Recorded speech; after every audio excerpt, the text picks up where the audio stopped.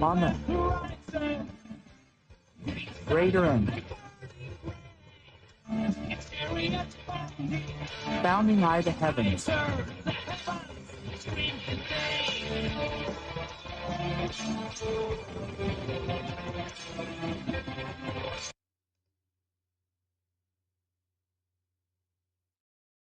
Hello everyone from the old bastard and welcome back to the underground click. I guess I need to talk about Warhammer 3, the Tides of Torment's DLC, Tides of Torment, excuse me, and various other announcements that have been made. I'm bringing this up now because with this press release Creative Assembly has released some interesting information. It's time to say something about it. As I hope you've noticed during this period, I've refrained from talking about the latest events of Warhammer 3, simply because I wasn't interested in making a video about things that I've already said and repeated. Warhammer 3, as far as I'm concerned, is a game that started badly, patched up over the years, in which some interesting things have also arrived, but which essentially drags along all those basic and conceptual problems for which it was developed and released. A missed opportunity for Creative Assembly, a title that was in the top 10 on the most anticipated list on Steam, a game reduced to a sort of sieve that personally no longer conveys anything to me. They continue to release DLC to exploit it as much as possible as it is the only source of income and to let people know that Creative Assembly still exists. I'm waiting for something else. Then it's only right that you have a completely different opinion than me. I look forward to your comments on this. Let me know what you think. Remember, if you enjoyed the video, leave a like and subscribe to the channel if you haven't already. End of the introduction and let's get started.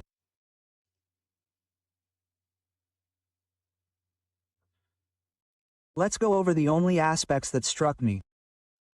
You haven't read it in its entirety yet, I'll leave the link under the title in the description. There are still issues resolved with the campaign AI for the Beastmen, the Chaos Dwarves, Galfang and the Shapeshifter. We don't have any updates or a timeline, but we are prioritizing them. The implementation of this fix is not the end of our efforts in this area. We regret that the game has reached this state. We acknowledge the issue, but we did not prioritize it appropriately, and in an initial assessment we plan to include the fix in Update 7.0. What have we changed to reduce the likelihood of this happening in the future? We have reclassified issues of this nature as showstopper severity, which means that any future similar issues will prevent a full release and will always require urgent intervention from HFIX.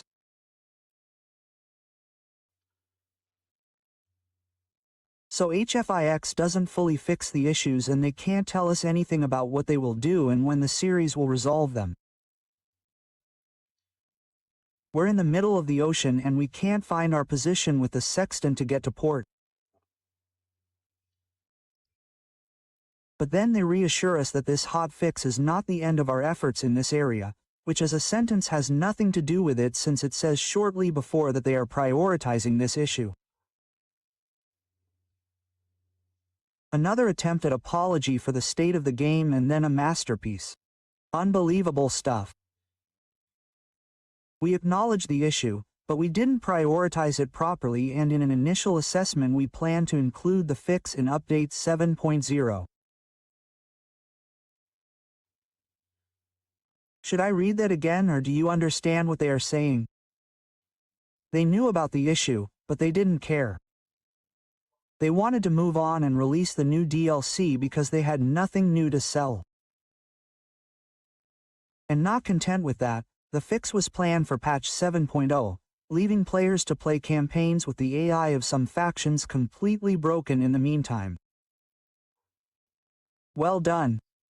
A level of care and attention worthy of the worst bars in Caracas.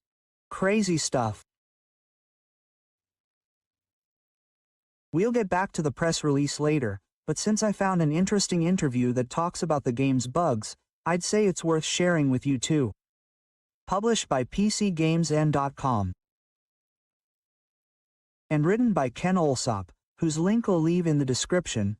Ken interviews a well-known modder who declares the increasing bug problems are unacceptable and that he is frustrated with the series. Randall Zodkowski, better known as Dead Baron, is one of the founders of the Skeleton Crew modding team. While he remains an avid fan, he says that there have been so many problems that I couldn't ignore in recent years. My frustrations began with the Three Kingdoms DLC and the way they ended support after teasing the Norther expansion DLC. The issues then resurfaced, however, with Total World Warhammer 3's most notable expansion, Shadows of Change. That's when I started to feel the shift, and since then there have been so many issues that I couldn't ignore them any longer. Point out in particular the infamous "prices must go up" statement from the great and dear Rob Bartolomeuntale.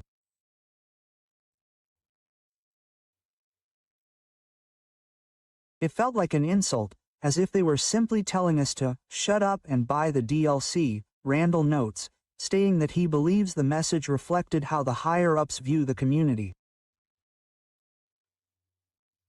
How much do we miss dear Rob? Pearls of wisdom, pure wisdom that he would bestow upon us all. Come back Rob, we would have endless material for our videos. Ken continues the interview. Lately we've seen more engagement from both through videos and developer diaries discussing upcoming content and patches, but Randall isn't convinced. I see them primarily as a way to restore public image. It feels hollow to me. I want them to make these videos because they want to and are proud to show what they're working on. While he doesn't want to see expansions put on hold to fix major issues, he admits that trying to do both at the same time isn't realistic, so I get it. The problem is that they seem to be putting DLC on hold and not even fixing anything unless it turns out to be a problem for the community. Given the current state of the game, I wonder why this hasn't been caught by QA. It's unacceptable. Right now they only seem to be fixing the issues the community is bashing them for. I myself, Randall says, have a short list of bugs on their forums that they claim to be aware of and are looking into, but multiple patches have been released without any fixes. New Total Warhammer 3 players are advised not to start until at least the AI issues have been resolved. If the game doesn't work as it should without mods, it could negatively impact the user experience, which is something I care about more than SIA. The important thing is to have fun. Spending a lot of money on a game that doesn't work is no fun.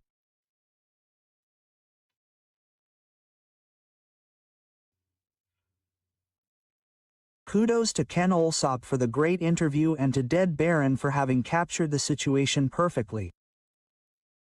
A few clear, direct sentences that touch on the critical issues of both Warhammer 3 and Creative Assembly.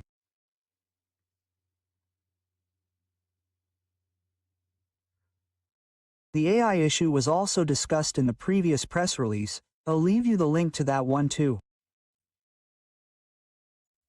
We discovered that this issue was present in the game before this update and concerns factions where the AI manages unit limits.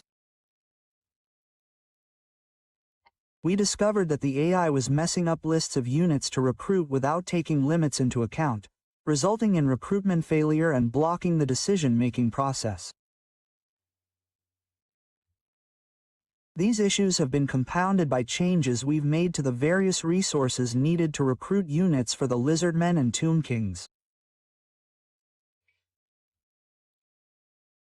Lead technical designer Radoslav Borisov from the Sofia team adds, "The last few weeks of investigation have shown us that most of our internal systems were not prepared for the failure of seemingly inevitable actions. The cascading effect has led to all sorts of problems.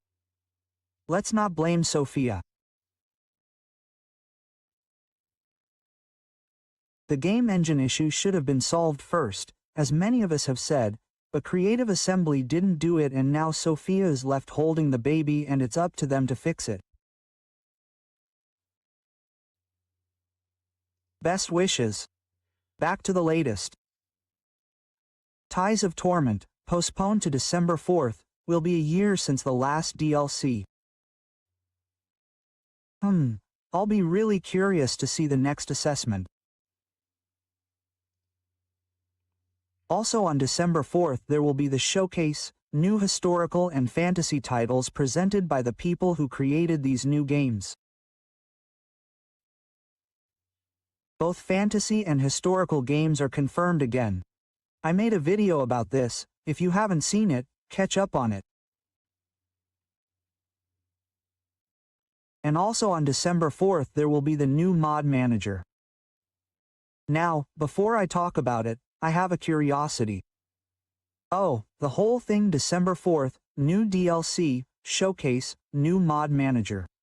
Does this seem like the right choice to you?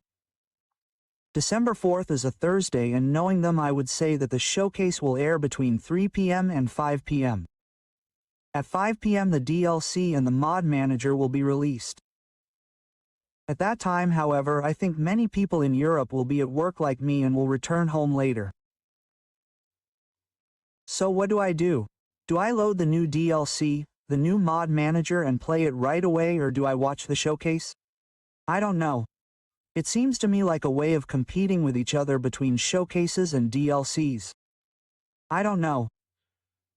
Let's go back to the new mod manager, which, as a fashion enthusiast and not a little bit, was finally needed. Well done, we needed it, and it seems they finally got it. So I repeat, well done, well done. You did well too. This is basically a beta version 0.88, but it will be used to correct any errors and get to version 1.0. From the screenshot it seems well done to me, but it would be better to give the mod pack a name that I'm going to create and find it easily once I've created it. It's not clear from these images, but I think they've foreseen it. So is everything good? Everything nice? Oh no, my friends, I have something to say about this too, and you'll say, what did you think?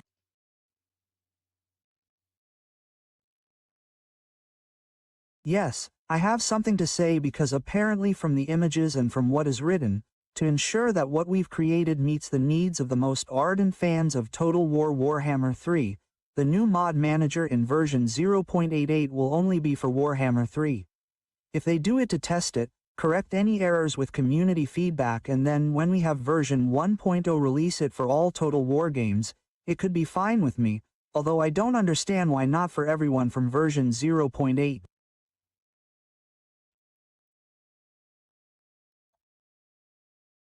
There could be different problems between one game and another, but that's ridiculous. But if with version 1.0 for future games, they will commit yet another new and umpteenth blunder, downgrading their own past games, or at least those that have the workshop on Steam, and once again hitting the players who bought the various ROM 2 and company and who still play these modded titles with great passion.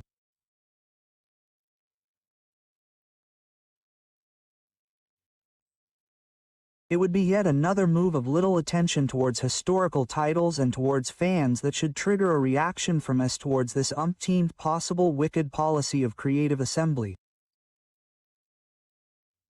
I hope there will be no need for it. I hope that the new launcher will be made available for all Total War players. The old bastard, greetings to all of you.